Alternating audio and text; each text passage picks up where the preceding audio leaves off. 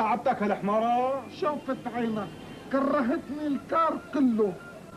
غيري عم يعمل 3 نقلات وانا يا دوب نقلة وحدة. ايه وليش انيها؟ لسه بابا.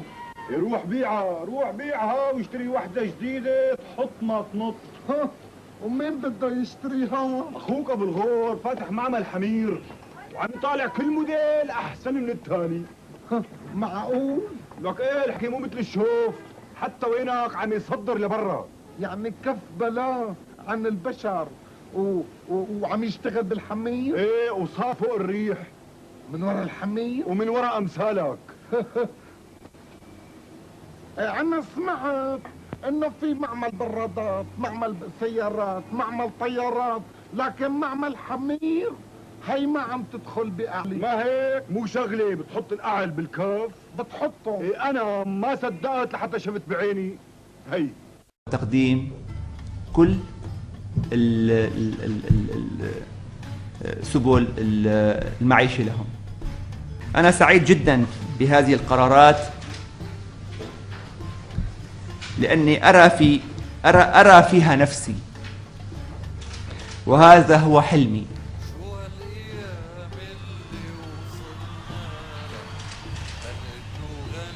الذي عملت عليه منذ سنوات على تحقيقه. فلا عمل خيري بلا قدرات مالية. مثل ما بنعرف ما حدا كان بيقدر يعمل عمل خيري بدون ما عنده قدرات مالية. فالحمد لله الله أكرمنا وصلنا لهون لحتى نقدر ما حققناه نقدر نعطيه ونحن سعيدين.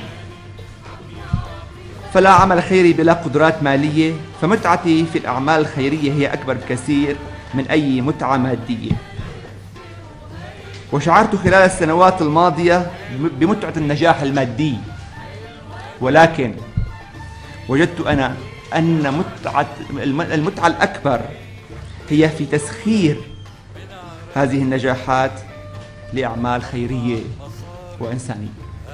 الزملاء من رجال الأعمال السوريين الكبار إلى التمثل بهذا التصرف اليوم، لأن وطننا بأمس الحاجة لهكذا عطاء، تضحيات، ممكن نفسرها كما تشاءون. ما قوموا به اليوم ليس تضحية، وهو أمر بسيط. بخصوص صحيفة نيويورك تايمز، للأسف الصحفي أنطونيو شتيت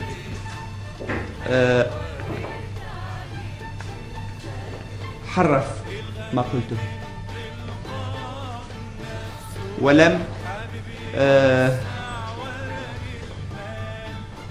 يأخذ تماما بالنص كما هو، مع العلم أنها كانت دردشة وليس لقاء صحفي. اللقاء الصحفي الرسمي كان مع الرسميين، وكان له موعد محدد واضح، واستقبلته في مكتبي وكرمته وغديته الأعمال الجديدة نحن كما يقال، تقول السيدة ماجدة اعتزلنا الغرام، نحن اعتزلنا البزنس. نحن عفوا بنقول هون انه لن يكون هناك اعمال جديدة لها مكاسب شخصية. الاعمال الجديدة ستنحصر لخدمة المواطن فقط. نقطة اول سطر. ولكن انا اردت بهذا التصريح ان اكون خفيف الظل وليس ثقيل على قلب أحد. وأردت أن أوضح أننا دوما كنا عون وسنبقى عون.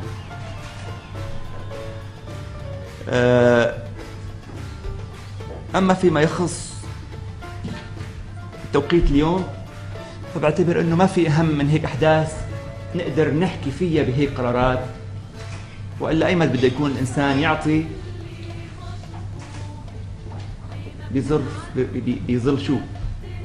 فالإنسان قوته بالعمل، ولكن القوة الأكبر هي بالتضحية.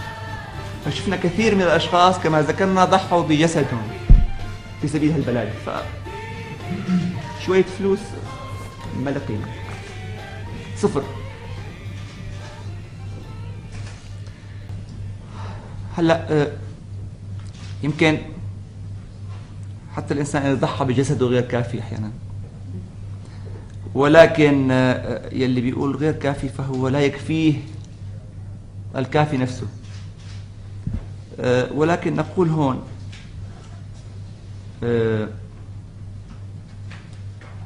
انه ما هو مسجل تحت اسم رامي مخلوف تم التعامل معه هون.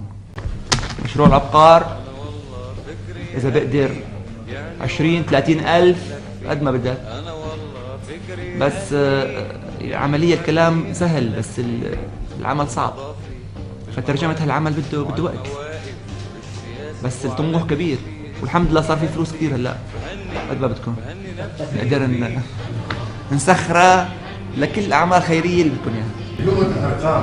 لغة الأرقام أريد أعرف شو حجم هذا العطاء أو هذا البذل اللي قدمه رامي لبلد؟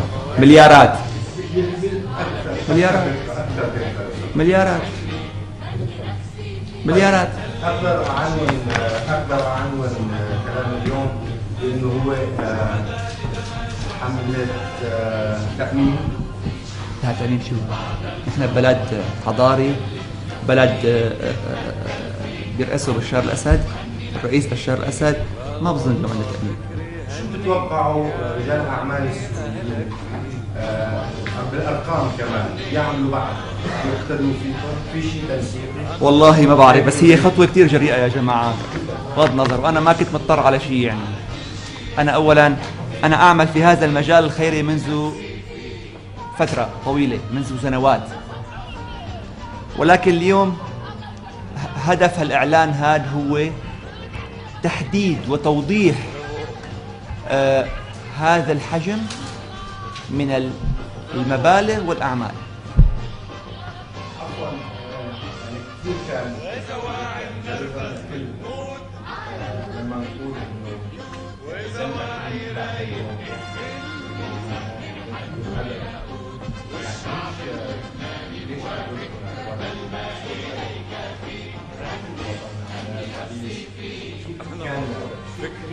جاوبنا نحن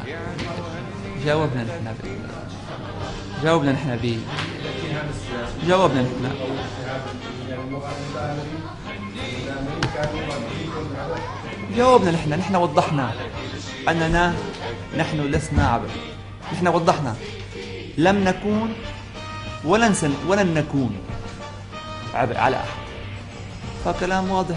نحن فقط يعني والله إذا بدي أتأول بعد كل هالكلام فلا حول ولا قوة إلا بالله. شكرا يا جماعة. والعالم رجعت لله، والعالم رجعت لله، يعني حط حالك محلها، انت اللي مسايقها كلها. لو الله مقرر ياخدك ما بظني كان مخليك. انا والله بشري هنيك يعني وهني اهلك